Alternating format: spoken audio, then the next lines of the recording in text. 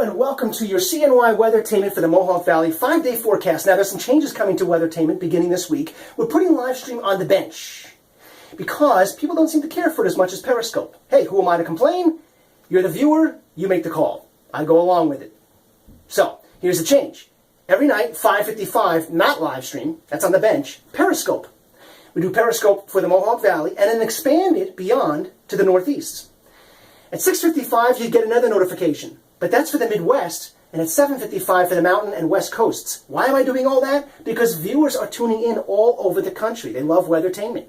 So your forecast that you want to pay attention to is A, on the website, but B, also at 5:55, but on Periscope now.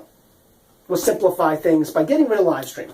3 weather headlines. We're a little low on the rain gauge, but that's a little bit of a misleading statement too, because warm season rains can vary from literally across the street from each other. For instance, Syracuse is a little bit below average, but Binghamton is well above average. So we're kind of in the middle there. We're a little bit below. Meanwhile, Tuesday afternoon could be some interesting weather. After 1 or 2 o'clock, bets are off for thunder and hail.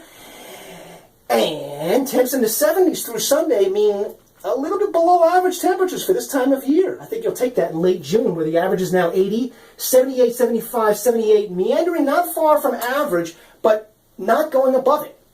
Meanwhile, high pressure areas off the coast, well, they're not really of concern to us now, because what is of concern to us is this storm in eastern Canada swinging through Monday afternoon's showers, Monday morning and afternoon.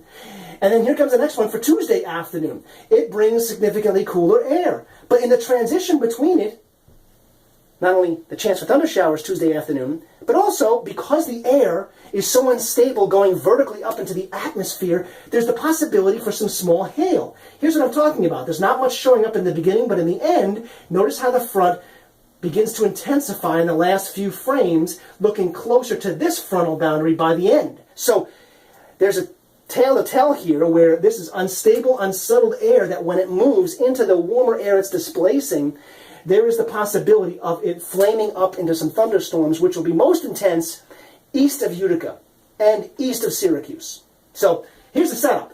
Cool front number 1 having moved through Monday morning and afternoon. Number 2 moves through Tuesday afternoon. Then behind that, Wednesday and Thursday, high pressure. Zooming in a little closer.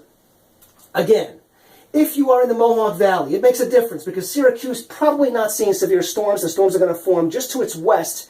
And then by the time it gets to Vernon, kind of a 50-50 deal there. Rome, Utica, probably some storms, could involve hail. When you get to Ilion, Mohawk, and then Little Falls, I suspect there's going to be some hail as this front drives through and builds up the thunder showers in transition to cooler air. And then Wednesday, the storm moves further off to the east, and the effects are less dramatic. Okay, so have a look at the almanac. Monday, it turned out 78 and 67. I said 82 and 62. But remember, that was my forecast from Friday. I haven't seen you since Friday.